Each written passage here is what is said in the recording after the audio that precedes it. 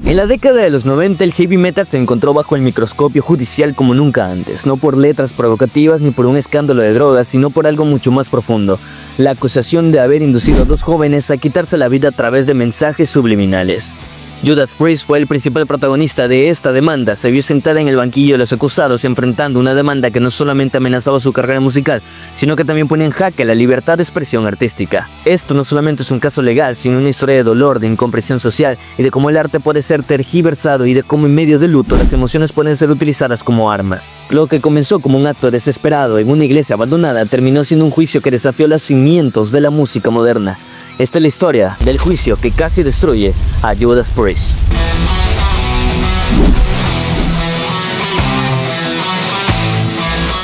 La tragedia comenzó el 23 de diciembre del año 1985 en la ciudad de Reno, Nevada.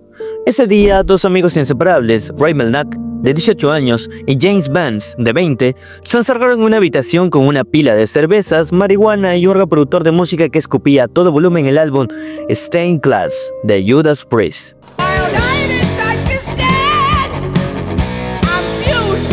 Ambos compartían un pasado difícil: abandono familiar, pobreza, consumo de drogas y una profunda sensación de desesperanza. No eran solo adolescentes confundidos, eran jóvenes al borde del abismo. Después de varias horas escuchando música, en un aparente impulso se dirigieron a una iglesia abandonada de su vecindario. Llevaban consigo una escopeta calibre 12. Ray fue el primero. Se puso el cañón en la barbilla y jaló el gatillo. Murió al instante. James, en estado de shock, hizo lo mismo, pero sobrevivió. El disparo le destrozó la parte inferior del rostro, dejándolo sin labios, sin mandíbula y con secuelas físicas y mentales irreversibles. Durante los siguientes 3 años, James Vance soportó una serie de operaciones reconstructivas, tratamientos con metadona para el dolor y una vida marcada por la desesperación. En una carta dirigida a sus padres, confesó sentirse manipulado, como si una fuerza invisible le hubiera llevado a apretar ese gatillo. No hablaba de drogas, ni de su entorno, sino de la música, específicamente en una canción, Better By You, Better Than Me, un cover incluido en el álbum de Judas Priest. Vance murió finalmente en el año 1982 por una sobredosis de medicamentos, y fue entonces cuando sus padres decidieron que alguien debía pagar por lo sucedido. La tragedia estaba servida, pero aún faltaba lo más perturbador: la búsqueda de un culpable externo, y la banda de heavy metal se convirtió en el blanco perfecto. Los padres de James Vance, devastados por su muerte y la de su amigo, emprendieron una cruzada legal que cambiaría para siempre la relación entre música y justicia. Convencidos de que Judas Priest había influido en el suicidio de los jóvenes, contrataron al abogado Ken McKenna, un hombre carismático, hábil frente a las cámaras y dispuesto a convertir un caso imposible en una batalla mediática. Su estrategia: demostrar que la canción Better By You, Better Than Me contenía mensajes subliminales que incitaban a quitarse la vida. La demanda fue presentada en el año 1988, 3 años después del intento de suicidio y 2 años después de la muerte de James. El abogado aseguró que al reproducir la canción al revés podía escucharse la frase "do it", es decir, hazlo. Esa supuesta orden habría sido captada por los subconscientes vulnerables de los jóvenes, empujándolos a acabar con sus vidas. La acusación apuntada no solo a la banda, sino también a la discografía CBS Records. La suma exigida era de $6,2 millones. La teoría de los mensajes subliminales no era nueva, pero nunca antes había utilizado con tanta seriedad en una corte de justicia. La idea de que una canción pudiera esconder una orden imperceptible para el oído consciente, pero eficaz en el subconsciente, resultaba perturbadora, y más aún si esa orden terminaba en muerte. El caso capturó la atención de los medios a nivel internacional. El argumento de los padres parecía una reacción comprensible al dolor, pero también revelaba algo más profundo: la necesidad de buscar un enemigo tangible. En lugar de revisar el historial de abusos, abandono, drogadicción y negligencia que ambos jóvenes habían sufrido, la atención se volcó hacia una banda británica que nunca había oído hablar de Reno ni de esos muchachos. Pero el daño ya estaba hecho. Judas Priest debía prepararse para defender no solo su música, sino su derecho a existir. El juicio comenzó oficialmente el 16 de julio del año 1990 en el Tribunal de Distrito de Reno, Nevada. A diferencia de otros procesos, este no contaba con jurado popular. Sería el juez Jerry Kerr Whitehead quien tendría la última palabra. Rob Halford, vocalista de Judas Priest, junto a los demás miembros de la banda, se presentaron día tras día en la corte, vestidos con sobriedad, lejos del cuero y las tachuelas habituales, conscientes del ambiente hostil que los rodeaba.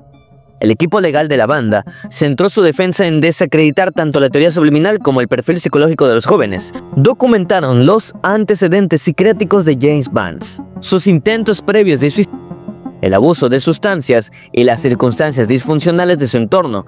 También demostraron que la música no era una creación propia de Judas Priest, ya sabes, Better By You, sino que fue un cover y que su inclusión en el disco obedecía a una recomendación del productor. Uno de los momentos más tensos ocurrió cuando Rock fue llamado a testificar y se le pidió que reprodujera la canción al revés en la corte. Lo hizo con solemnidad, usando una grabadora de cinta de carrete. Al hacerlo señaló no solo la supuesta frase "Dewey", sino también una serie de sonidos aleatorios que con la suficiente imaginación podrían interpretarse como palabras, entre ellas frases absurdas como "I ask for a purple mic" o "Let's be honest". El punto era claro: la mente tiende a encontrar patrones donde no los hay. La defensa también se apoyó en expertos en audio y neurociencia que explicaron que no existía evidencia científica concluyente sobre los efectos de los mensajes subliminales en el comportamiento humano. La idea de que una canción pudiera manipular a alguien hasta el punto de quitarse la vida era más una fantasía distópica que una realidad científica. Pero el juicio no se libraba solo en la sala. Afuera, la batalla era cultural. Mientras el juicio se desarrollaba, los medios de comunicación lo cubrían como si se tratara el escándalo del siglo.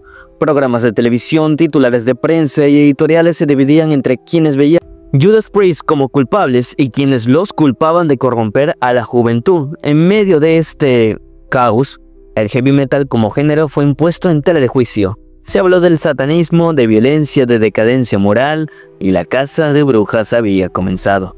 No era la primera vez que un músico enfrentaba acusaciones similares. Por ejemplo, Ozzy Osbourne había sido llevado a tribunales años antes por su canción Suicide Solution. Aunque el caso no prosperó, sin embargo, el juicio de Judas Priest era distinto. Aquí no se trataba de letras explícitas, sino de lo invisible, de frases escondidas, apenas perceptibles, que supuestamente ordenaban matar. El concepto mismo era inquietante y abría la puerta a cuestionar cualquier forma de arte que no fuera políticamente correcta. Los activistas conservadores aprovecharon la oportunidad para renovar sus ataques contra el rock. Se organizaron quemas de disco, protestas en conciertos y campañas de censura. La industria discográfica, aunque defendía la libertad de expresión, se encontraba también bajo presión. El mensaje era claro: si se permitía esta sentencia, cualquier banda podría ser demandada por lo que alguien creyera escuchar. Dentro del tribunal, la tensión era palpable. Cada testimonio, cada palabra, cada experimento sonoro era diseccionado por los medios. Rock, lejos de su imagen de dios del metal, se mostró vulnerable, reflexivo, humano, consciente de que no solo defendía su legado, sino el de toda una cultura.